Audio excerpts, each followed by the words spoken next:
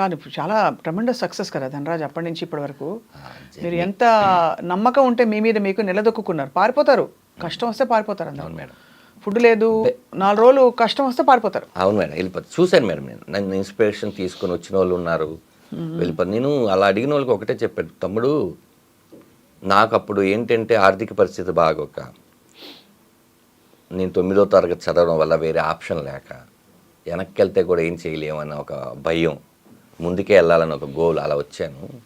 ఇప్పుడు మీరందరూ ఏంటంటే డిగ్రీ ఇంజనీరింగ్ చదివేసి మీకు బైక్ ఉండి ఇంట్లో డబ్బులు పంపించే అంత ఉంది. మాలాగా ఫోటోలు పట్టుకొని తిరగాల్సిన అవసరం లేదు. మీకు యూట్యూబ్ ఉంది, కొన్ని ప్లాట్ఫామ్స్ ఉన్నాయి, పరిచయాలకి ఈజీగా మొబైల్స్ ఉన్నాయి, సమ్ ఫేస్బుక్ ఇన్స్టాగ్రామ్ ఏదో ఒకటి మీ టాలెంట్ చూపించుకోవడానికి ఎన్ని ఆప్షన్స్ ఉన్నాయి కదా. మీరు వచ్చి ఒక 1 year 2 years ఒక గోల్ పెట్టుకోండి.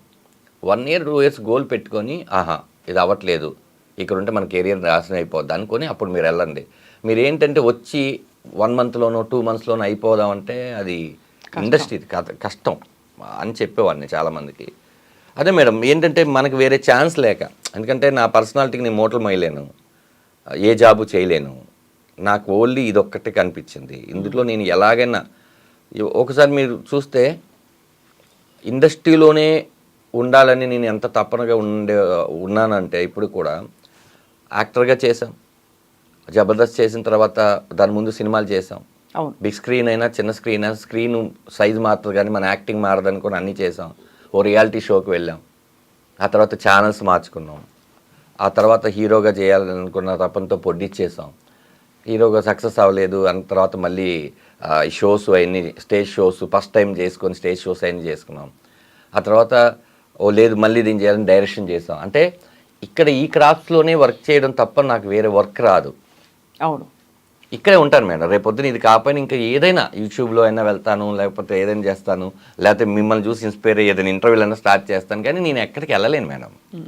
ఇక్కడ ఇది అలవాటు అయిపోతే ఇంకెక్కడికి వెళ్తారు? ఇదొక మీరు వెళ్ళాల్సిన అవసరం కూడా రాదు అసలు. చెప్పలేం కదా, వ్యసనం కరోనా వస్తుందని మనం అనుకున్నావా? అదే అలా చూస్తే అంటే అందరికీ పెద్ద కష్టం వస్తుంది, దానికి అంత పెద్ద సొల్యూషన్ పక్కనే ఉంటుందని నమ్ముతాను నేను. అది ఒక రకంగా మంచి పని చేసింది, ఒక రకంగా అంతే కదా. సో అయితే మరి అది అలా జబర్దస్త్లో మాత్రం మీరు జబర్దస్త్గా ఉన్నారు.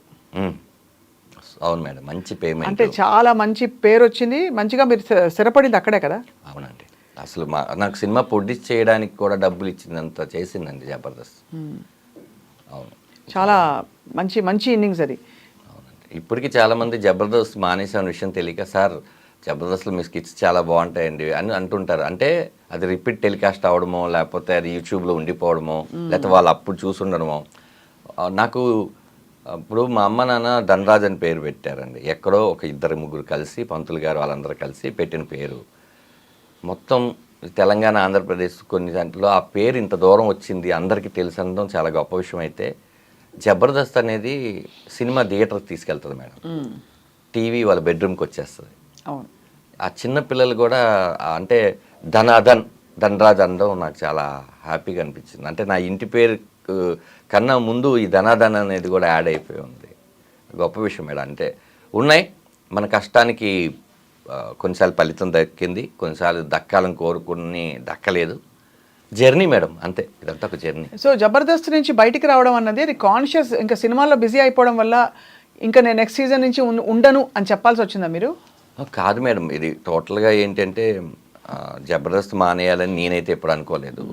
మాకేంటంటే 13 ఎపిసోడ్లు అని చెప్పారు. అది రేటింగ్ బాగా వచ్చేసరికి మళ్ళీ 13 ఎపిసోడ్లు కంటిన్యూ చేసి, అప్పటికి కూడా నేను అప్పటికే నాకు తెలిసి జగడం, పరుగు, ఇట్లా కొంచెం మన పిల్ల జమీందారు, ఇలాగ నేను సినిమాలో కూడా కొంచెం నోటెడ్గానే గోపి ఉన్నాను మేడం. అంటే ఏమైపోయిందంటే మాకు అప్పుడు రోజుకు 3 ఎపిసోడ్లు తీసేవాళ్ళు మేడం. అంటే మార్నింగ్ ఒక 10 o'clock స్టార్ట్ అయితే ఒక 6 టీమ్ లీడర్స్ చేసేసరికి అది ఒక 4, రిజల్ట్స్ అంత అయినాక 5 బ్రేక్, మళ్ళీ 1 hour తర్వాత మళ్ళీ ఒక స్కిట్, అది రాత్రి 11-12 మళ్ళీ ఒక బ్రేక్, మళ్ళీ 1 గంటకో 2 అది మళ్ళీ 4 అయిపోయేది, 4-5 అట్లా 3 ఎపిసోడ్లు తీసేవాళ్ళు.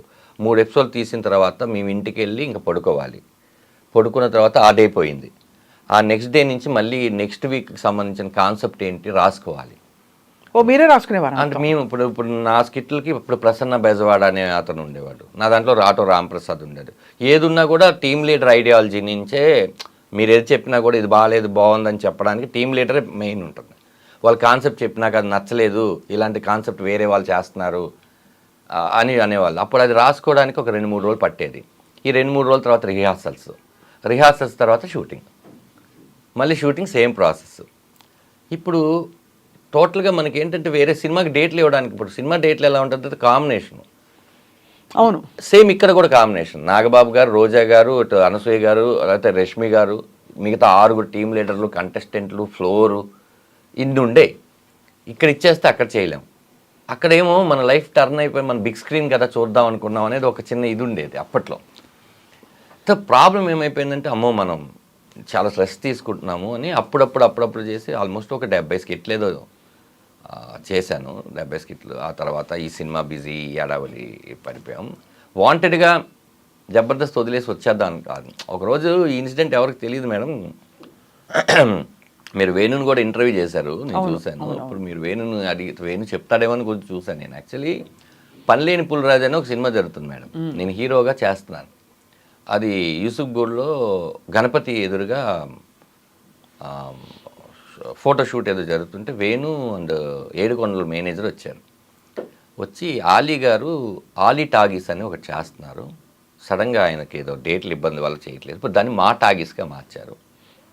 దాంట్లో వేణు నువ్వు ఇద్దరు యాంకర్ బాగుంటుంది అనగానే నేను వేణు వచ్చాడు. ఏంటంటే లేదు చేద్దాం, ఎంతకాలమైన మనం కంటెస్టెంట్గా ఉంటాము, చేద్దాం అంటే అయితే ఒక పని చేద్దాం, ఒకసారి దీప్తి గారికో కీర్తి గారికో మల్లెమాలకి చెప్దామంటే అప్పుడు వేణు అన్నాడు లేదు ఆ షో వేరు ఈ షో వేరు, అది గురువారం ఎప్పుడు వస్తుంది, ఇది ఆదివారం మధ్యాహ్నం వస్తుంది, ఇక్కడ మనం ఏంటి కమెడియన్స్, అది ప్రాబ్లం ఉండదు కదా అన్నారు. సరే అయినా కూడా ఒకసారి చెప్తే బెటర్ ఏమో అన్నాను. వేణు సరే నువ్వు వెళ్ళి చెప్పు అన్నాడు. నేను ఏం చేశానంటే ఇక్కడ నెక్స్ట్ డేనే షూట్ చేస్తాం. షూట్ చేసేసి నేను వెళ్ళి ఇట్లా మేడంతో మాట్లాడాను, శ్యామ్ ప్రసాద్ గారి వాళ్ళ పాపతో. మేడం ఇట్లా సడన్గా చేసామండి, ఇది చెప్దాం అనుకుంటున్నాను, సేమ్ అండి మీ డేట్లకి వాటికి ప్రాబ్లం రాదంటే ఆవిడ ఒక మంచి మాట అన్నారు. చూడన్నా ఎప్పుడు ఎక్స్క్లూజివ్నెస్ ఒకటి ఉంటుంది, మీరు ఇక్కడ కనిపించి అక్కడ కనిపిస్తే అది పెద్ద ఎక్స్క్లూజివ్ అవ్వదు కదా, ఓ పని చేయండి, మీరు అది చేసేసి కంప్లీట్ చేయండి, మీకు మల్లెమాలలో ఎప్పుడైనా సరే మీకు ఇది ఉంటుంది, మీరు అది చేసేసేసి ఇక్కడికి రండి అన్నారు. అదేమైంది 13 ఎపిసోడ్లు అంటే జబర్దస్త్ డైరెక్షన్ చేస్తున్న సంజయ్ గారు కూడా ఆ టైంలో ఇటు వచ్చేసారు. ఓహో సరే ఆయన మేము 13 అనుకున్నాం, అది మెల్లిగా 24 ఎపిసోడ్లు అలా అయిపోయి అది అయిపోయింది. ఇప్పుడు ఇక్కడికి మళ్ళీ వద్దామనుకున్నప్పుడు మాకు సినిమాలు కొంచెం బిజీగా ఉండి దాని తర్వాత ఇక్కడికి వచ్చినాక అప్పుడు వాళ్ళు పడిన స్ట్రగుల్ అర్థమైంది. మేము సడన్గా 2 టీమ్ లీడర్లు వెళ్ళిపోయాం. ఇప్పుడు ఎవరు టీం లీడ్ చేయాలి? అవును, వాళ్ళకేమో నెక్స్ట్ 1 వీక్లో షూటింగ్ అనగా మేము వెళ్ళిపోయాం. ఇప్పుడు వాళ్ళు సుధీర్ని తయారు చేసి అటు వేణు వాళ్ళ కంటెస్టెంట్ సుధీర్ గెటప్ సీన్ చేసి నా దాంట్లోంచి రామ్ ప్రసాద్ని తీసుకొని వెళ్ళి పెట్టి నా దాంట్లో చేస్తున్న రాకేష్కి ఒక టీం ఇచ్చి రాకింగ్ రాకేష్కి ఆర్పి అండ్ రాకింగ్ రాకేష్కి టీం చేసి వాళ్ళు షఫిల్ చేసి వాళ్ళు ఎంత కష్టపడ్డారో అన్న విషయం మేము మర్చిపోయాం. దట్స్ వై వాళ్ళకి ఎక్కడో ఒక చిన్న ఉంటుంది కదా. తర్వాత మేము కూడా ఎక్కువ వెళ్ళి ఇది చేయలేదు. దాని తర్వాత నితిన్ భారత్లు వచ్చి సంజీవ్ వెళ్ళిపోయినాక డైరెక్టర్ మారిపోయాడు. ఇదంతా ఒక తెలియకుండా ఒక చిన్న కొలాప్స్ అలా జరిగింది. బట్ నో రిగ్రెట్స్ కదా. రిగ్రెట్స్ అంటే మనమైతే చెప్పేసాం, కాలం నిర్ణయించింది. బహుశా మార్పు అన్నది తథ్యం కదండి. ఇప్పుడు ఎంతకాలం మీరు చేసినా ఇంకో 70 చేస్తారు, అప్పటికైనా ఆగాల్సిందేగా. అవును మేడం, ఎన్నని తీసుకుని వస్తాం. ఆఖరికి మేము ఏం చేసాం, జుట్టు దగ్గర నుంచి కాలు వేలు వరకు ఏమేమి చేయగలమో అన్ని చేసేస్తాం. అదే ఇప్పుడు ఏం చేసినా కూడా ఇంకా ఎవరో చేసినట్టే ఉంటుంది తప్ప కొత్తది రాదు మేడం. మేము ఆఖరికి థింగ్స్ మీద దగ్గర నుంచి విషయాల దగ్గర నుంచి కాంటెంపరీ మ్యాటర్ దగ్గర నుంచి అన్ని విషయాలు చేసేస్తాం. మాకు కూడా ఏంటంటే మనం బోరు కొట్టక ముందే వచ్చేయాలి, మనం బోరు కొట్టినాక వాళ్ళు పంపించకూడదు. అది కరెక్ట్, 100% కరెక్ట్.